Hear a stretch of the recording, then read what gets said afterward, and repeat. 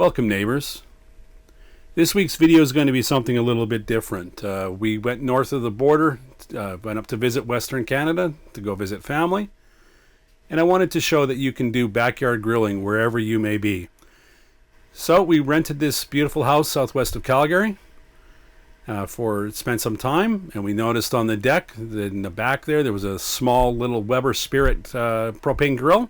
So we thought we'd go ahead and show that you can barbecue wherever you're at. So today we're going to do some ribeye and some vegetables. So we'll start with some potatoes. We bought some new tomatoes, these little potatoes. And you could use a regular potato and just cut it up a little bit.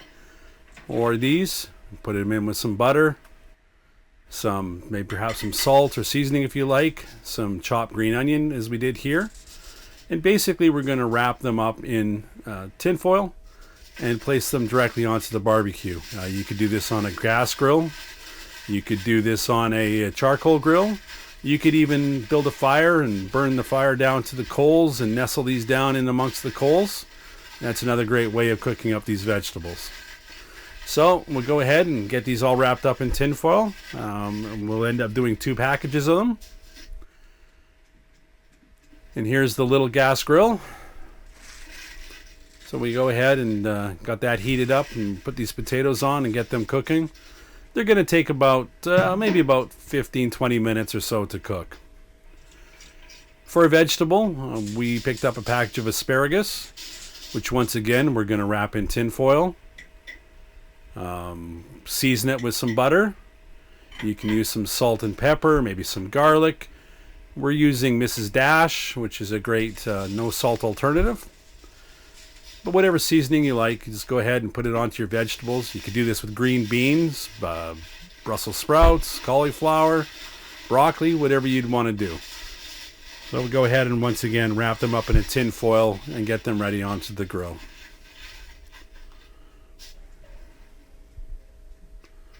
So we move the potatoes over, get these going. These asparagus are not going to take very long at all to cook, maybe 5 minutes or so. Once again, depending on the temperature of the grill. So, a few minutes have gone by. We'll go ahead and we'll pull those asparagus off and just leave them wrapped in the tin foil until we're ready to eat. Check these potatoes to see how they're doing. They're still a little bit on the firm side, so maybe another 5-10 minutes or so. So we'll go ahead and leave those on. So what we've decided to cook today are some ribeye steaks, some great looking Alberta beef. These are some pretty fantastic looking ribeye steaks. Nice thick cut.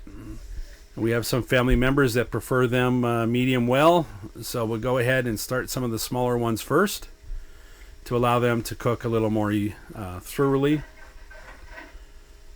Those potatoes, we moved them over to the indirect side of the grill to let them cook. But at this point, they're pretty much ready. So once again, we'll pull those off and let them sit in the foil until they're ready to serve. The ribeye steaks are over on the hotter side of the grill. This little grill was hard to get the way that the burner pattern was. It was hard to get a direct and an indirect side. But we've got the one side a little more going a little bit stronger. And as you can see, we're getting a little bit of flare up from some of the great fat that's in these steaks. We'll go ahead and we'll cook them for about 3 minutes or so on each side. Don't worry about moving them around a few times or whatever. Really what you've got to watch out for here is that the flare-ups don't get ahead of you. So as you can see, I'm kind of rotating them around, keeping an eye. When you close the lid, it'll help control some of those flare-ups a little bit also.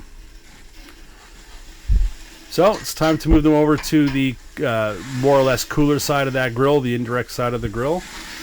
We'll go ahead and flip them over and get ready and put our larger steaks these ones are going to be cooked medium rare. So we'll go ahead and get them on the grill.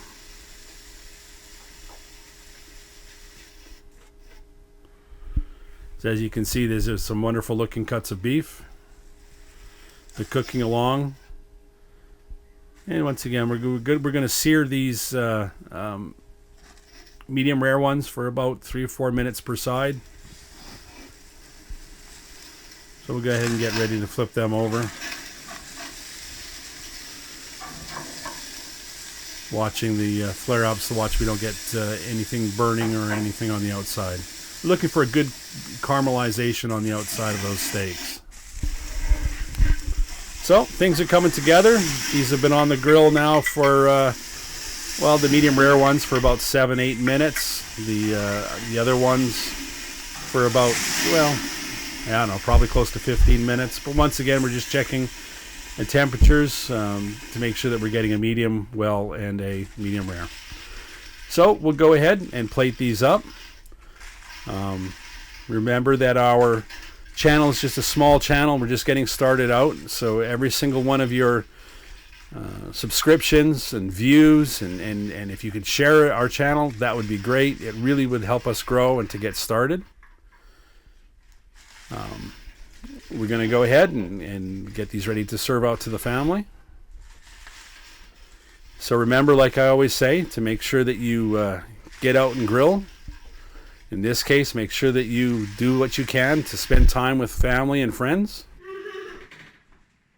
And learn from your mistakes, but most of all, enjoy and have fun. Nice looking meal, nice looking place for dinner.